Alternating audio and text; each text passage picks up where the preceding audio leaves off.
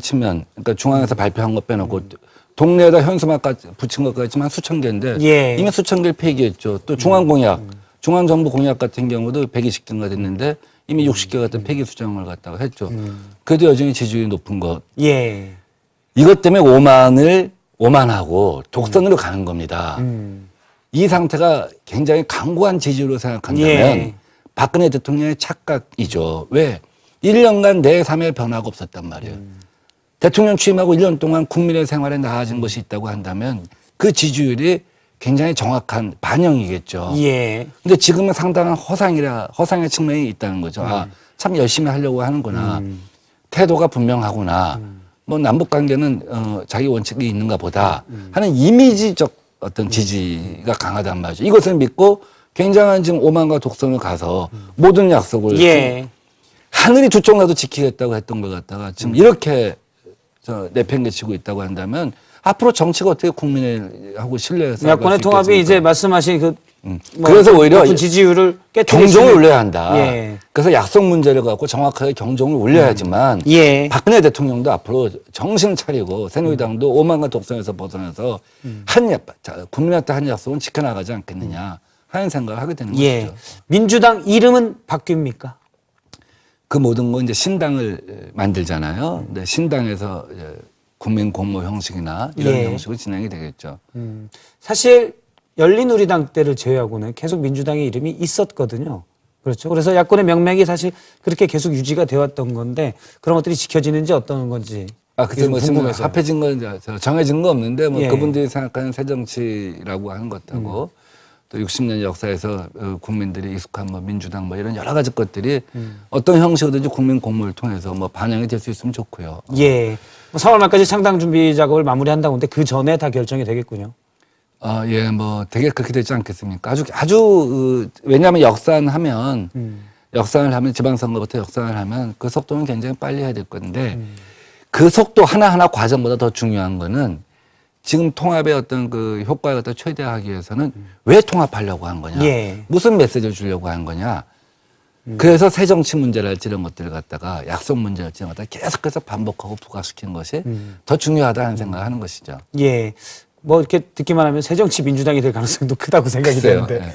알겠습니다. 그러면 당대표는 누가 맡습니까? 이것도 저 몰라서 여쭤보는 건데 전당대회를 따로 합니까? 아니면 어떻게 되는 건가요? 당대표를 선출하는 전당대회를 하기에는 굉장히 예. 과거 통합 사례를 보면은 그건 쉽지가 않죠.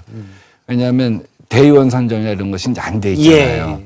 이게 당대당 합당이면 그러니까 새정치연합도 이렇게 쭉 한 6개월이고 1년이고 예. 쌓아와서 당이 이제 토대가 구축되고 대의원도 있고 기간 당원도 있고 이러면은 당원 비율을 정해갖고 전당대회를 통해서 선출을 할 수가 있는데 그게 쉽지는 않을 것 같아요. 그렇다고 한다면 기존의 것을 좀 승계하는 방향으로 가지 않겠는가 하는 생각도 해봅니다. 그러면 지금 말씀 이제 김한길 대표가 계속 당대표를 하는 거예요? 양당의 어떤 현재 지도부가 승계될 수도 있지 않냐 하는 생각을 하는데 뭐 그런 것들도 다 이제 신당 추진당에서 연구하고 고민하겠죠. 그 3명씩 민주당에서 3명, 서른 의원이 이제 단장이죠. 예. 안철수 의원 측에서 3명인데 여기 6명이 다 결정을 하면 되는 건가요?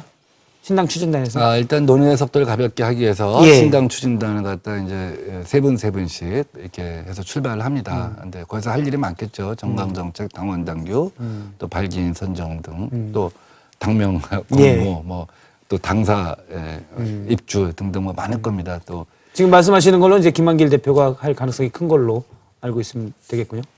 아니 이제 그걸 신당 추진단에서 그런 모든 작업을 하면서 이제 당 지도부 구성 문제도 논의해 나가겠죠. 새누리당에서 공격하는 부분이기도 한데요. 예. 왜 야당은 계속 통합과 분열을 반복해 왔습니까? 그건 이런 거예요. 보수는 이미 걸어본 길을 가는 거예요. 예. 걸어본 길이 있는 거예요. 맨날 지나다니는 길을 갔다가 익숙한 길에 머물러 있는 거예요. 근데 진보는 안 가본 길을 가는 거예요. 예. 안 가본 길을 가니까 이 길이 옳다 저 길이 옳다. 원론적으로 진보기 때문에 그렇다는 말씀이시죠? 그렇죠. 새로운 길을 가는 거니까. 보수는 지금까지 있어온 길에 있어온 지킴이 거기 되니까. 지키고 안주하는 거니까 무슨 갈라질 이유가 별로 없어요. 진보는 이게 국민을 위한 길이다. 이게 새로운 길이다. 안 가본 길을 가려고 하니 항상 갈라질 수밖에 없는 거죠. 그러나 그런 과정에서 일정한 시간이 지나면 그 누구의 말이 옳고 예.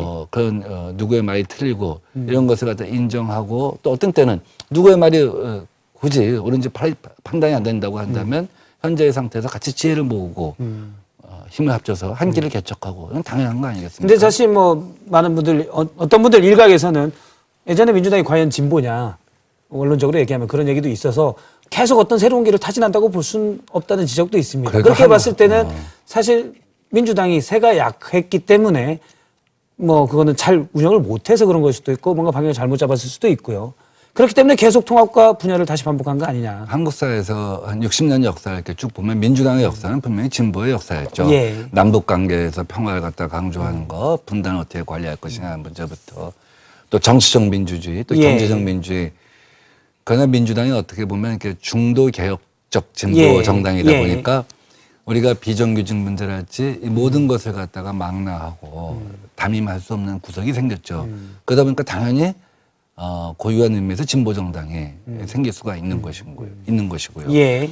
또 그러다 보니까 또 중간 지대에 또 다른 어떤 그 중도 개혁 분파가 항상 생길 수 있는 구석이 있는 것이죠.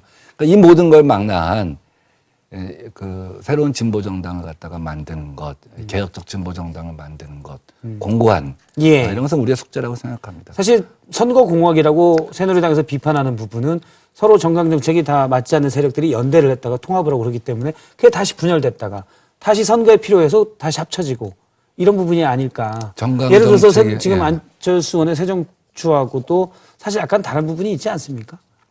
기본적으로 이제 크게 예. 그 새정치연합하고 크게 방향은 같다고 봐요. 왜냐하면 새정치연합의 정강정책이나 이런 것들은 우리가 아직 확인이 안 됐고 예. 또 거기에 이제 의원 수가 적다 보니까 어떤 의정 활동의 축적이 아직 부족하기 때문에 과연 그 정형화된 정체성을 갖다 확인할 수가 없는 예. 지점이 있습니다. 예. 그러나 대선 구매에서 안철수의 생각에서 드러난 대개의 생각들을 보면 경제민주화, 예. 복지 확대 이런 부분에 있어서는 뭐 생각을 같이 하는 것이죠.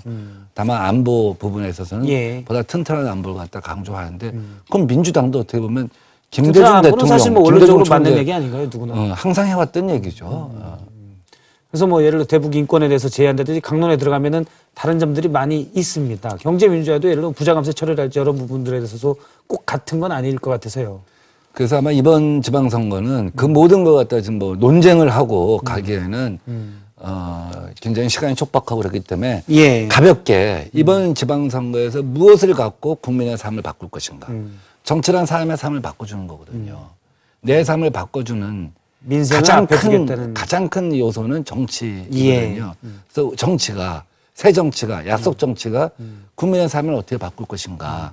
뭐 5가지면 5가지, 10가지면 10가지. 예. 이렇게 가는 것이 좀 경쾌하고 발빠르게 국민에게 다가가는 길이라 이렇게 생각합니다. 예.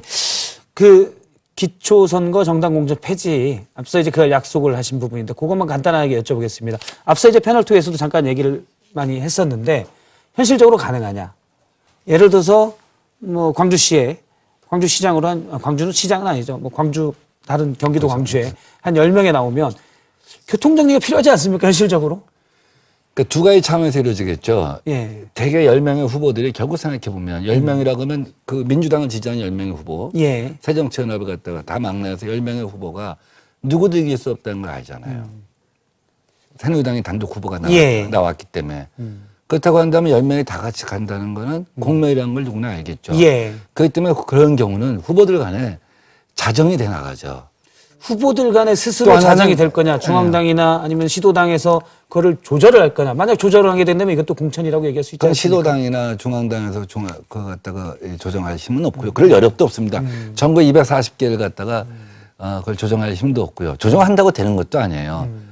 사실 그러면 위에서 현실적으로 내려와서 뭐 위에서 제왕적 총재 시에도 제왕적 총재 오른팔 왼팔이 내려가서 예. 그 정리를 해도 쉽지 않았습니다. 특히 여당 같은 경우는 또 약간의 또 여유가 있죠. 예. 네가 양보하면 뭘 해주겠다. 근데 그거는 결국 지역에서 스스로 예. 정리해 나가는 당원들의 힘, 그다음에 지역위원장의 지도력 이런 것들이 중요하죠. 지금 이제 지역위원장의 지도력이 크게 중요하게 작용을 하겠고. 지역위원장이 누굴 찍는다기보다도 예. 여러분들끼리 결국은 정리를 하시 어떤 방향을 정리할 거예요. 가위바위보 할 수는 없지 않습니까? 뭐 당원들끼리 뭐 잠재적인 자체적으로 조작이 자체 경선을 하든지 뭐 여론조사를 통해서 한번 여론조사 해봤더니 예. 자 누가 앞서는데 그렇다고 한다면.